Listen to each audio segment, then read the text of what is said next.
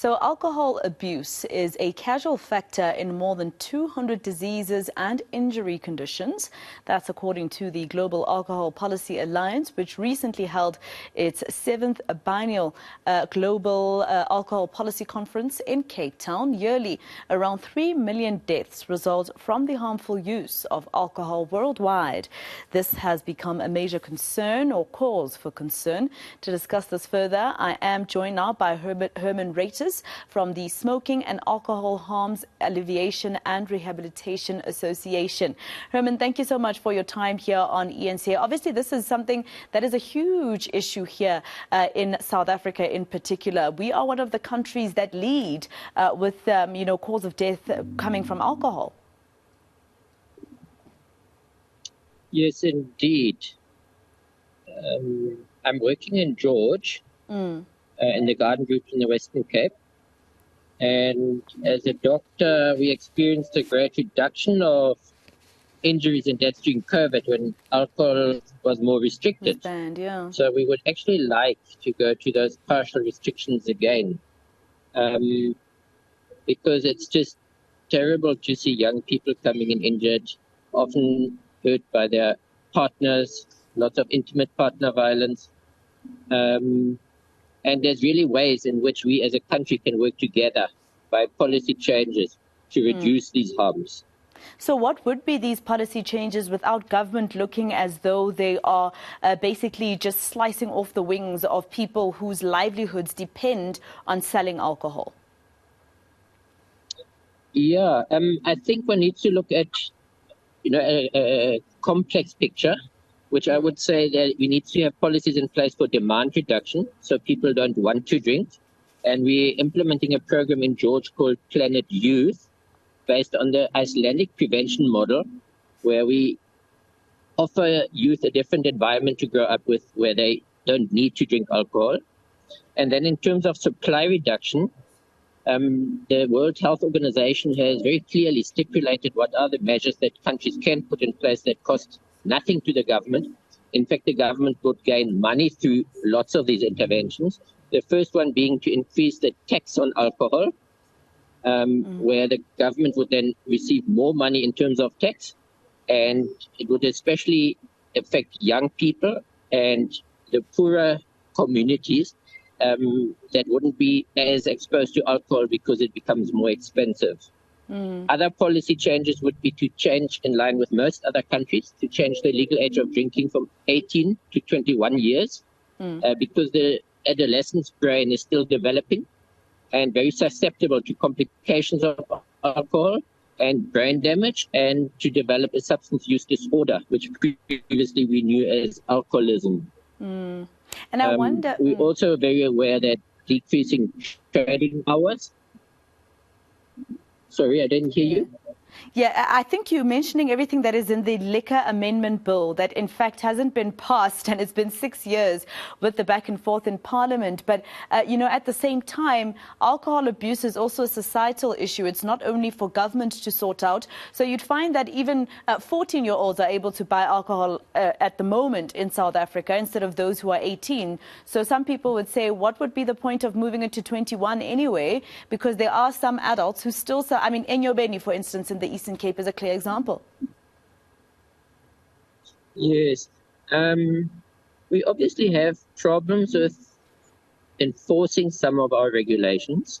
But I think in all countries where the age of drinking was increased, it saw a significant shift. And in South Africa, we would probably see the shift from not 13-year-olds starting to drink, but if we shifted 3 years up, then perhaps 18-year-olds would start drinking.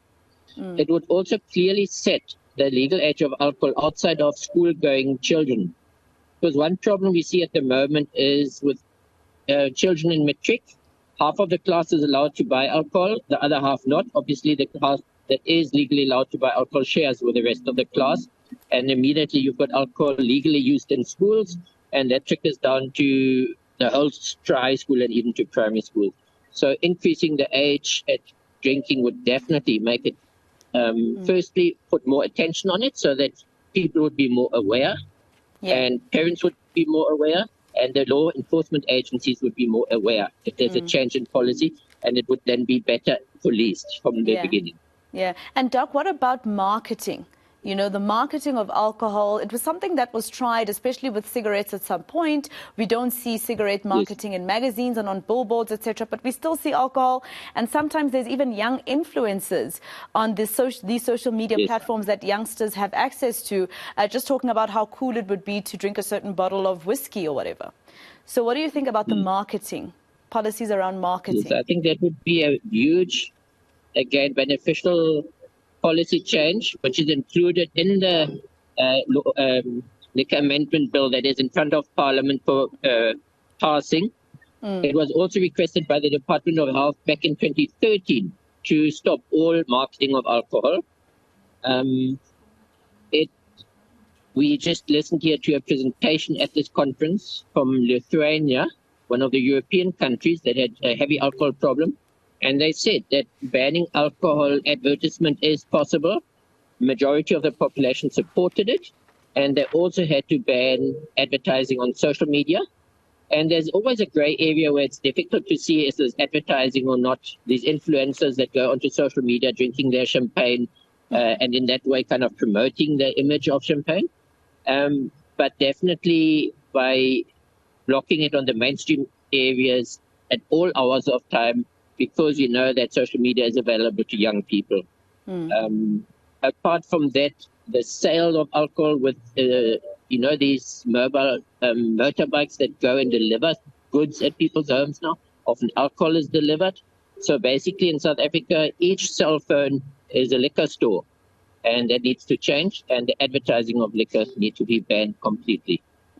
Together with it, sports teams that get sponsorships from alcohol industry should be banned in the same way we banned the tobacco industry from supporting sports events. Dr. Ruiters, I just have to ask you this very quickly, especially with a country like South Africa where, there aren't many jobs that are being created. People are struggling, and there are so many people who are relying, and that's what I went to with you a little earlier on. How does government balance that without looking like they're biased against those who actually make a livelihood from selling alcohol? No matter how bad it seems, there are people who are taking their kids to school through having, for instance, your shebeens or whatever.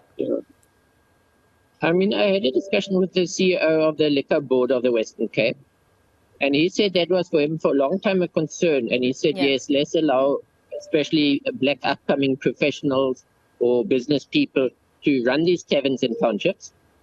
But what we must also remember is for each family that lives on that money of the tavern owner, probably 500 families are struggling because of their parents spending their money on alcohol rather than spending it on food, rather than spending it on school fees. And so we must really be careful listening to the narrative that the alcohol industry is trying to infiltrate into the common narrative, that there's a financial benefit for communities by alcohol sales. The countries where where alcohol is banned, they didn't see job losses in the alcohol industry. Alcohol industry will continue. It will just be better controlled and not allow teenagers to drink, not allow advertising of the alcohol. It doesn't really threaten many jobs. And because of the less harm, many more families would be benefiting from it than the few families that might lose income.